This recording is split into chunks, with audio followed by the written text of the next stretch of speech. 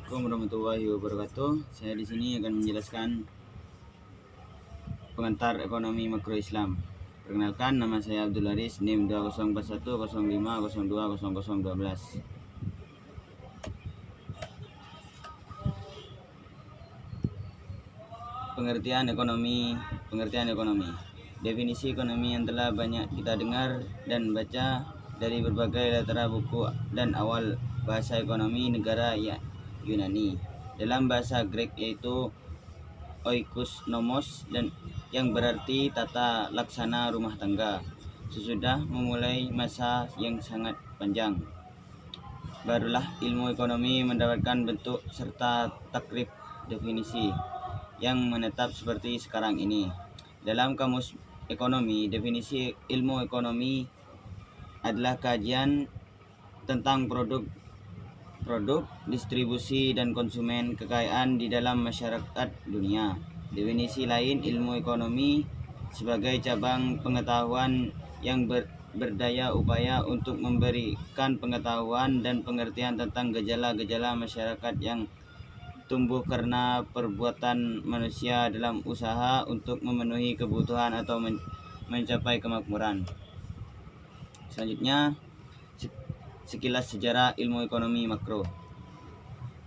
Pada tahun 1776, abad 18, ilmu ekonomi mulai berkembang dengan ditulisnya buku oleh seseorang ahli ekonomi, yakni Adam Smith, yang berjudul An Inquiry into Nature in and Caution of the Will of Nation.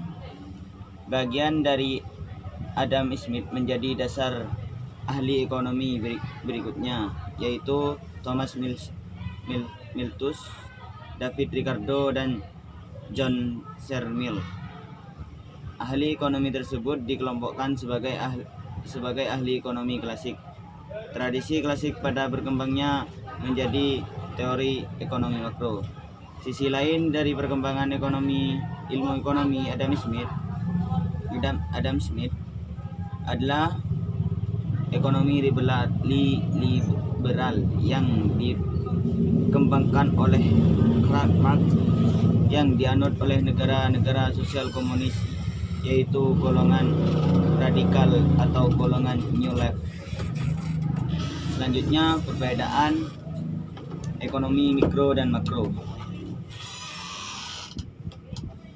Dalam menganalisis ekonomi mikro pada umumnya meliputi bagian-bagian kecil dari keseluruhan kegiatan perekonomian. Mikroekonomi lebih menitik beratkan pada analisis mengenai masalah perbuatan pilihan. Ekonomi makro lebih global atau menyeluruh, meliputi perubahan keseluruhan dalam kegiatan ekonomi. Sebagai gambaran perbedaan di bawah ini. Masalah dalam ekonomi makro. A. Masalah jangka pendek atau masalah stabilisasi. Masalah ini berkaitan dengan bagaimana menyetir perekonomian nasional dari bulan ke bulan, dari triliun ke triliun, atau dari tahun ke tahun agar terhindar dari 3 penyakit, yakni inflasi, pengangguran, ketimpangan dalam neraca pembayaran. B. Masalah jangka panjang atau masalah pertumbuhan. Masalah ini adalah mengenai bagaimana menyetir perekonomian agar ada keserasian antara pertumbuhan penduduk, pertambahan kapasitas produk, dan tersedianya dana untuk investasi. Tujuannya agar terhindar dari 3 penyakit di atas. Hanya saja waktunya panjang, 5 tahun, 10 tahun, bahkan 50 tahun. Selanjutnya, kerangka analisis makro. Ada 2 aspek utama dalam analisis ini. Apa yang disebut kegiatan ekonomi makro? 2. Siapa? Siapa perilaku kegiatan tersebut? Masalah apa dalam kegiatan ekonomi makro dalam pasar barang, pasar uang, pasar tenaga kerja, dan pasar luar negeri, yaitu apa yang terjadi dengan harga, apa yang terjadi dengan kuantitas. Dengan mengetahui dua hal di atas dalam hal pasar barang misalnya, maka kita akan mengetahuinya. Tinggi rendahnya tingkat inflasi, gerak harga umum, naik turunnya GDP, gerakan produk total. Masalah siapa kegiatan itu berlangsung?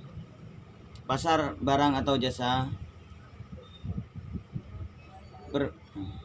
demand atau permintaan barang secara total bertemu dengan barang dan jasa yang diproduksi oleh seluruh produsen dalam suatu periode. Pasar uang, kebutuhan total masyarakat akan uang bertemu dengan uang atau uang dalam kurung kartal dan giral yang dikeluarkan pemerintah. Sekian dari saya, kurang lebihnya mohon maaf. Wassalamualaikum warahmatullahi wabarakatuh. Terima kasih.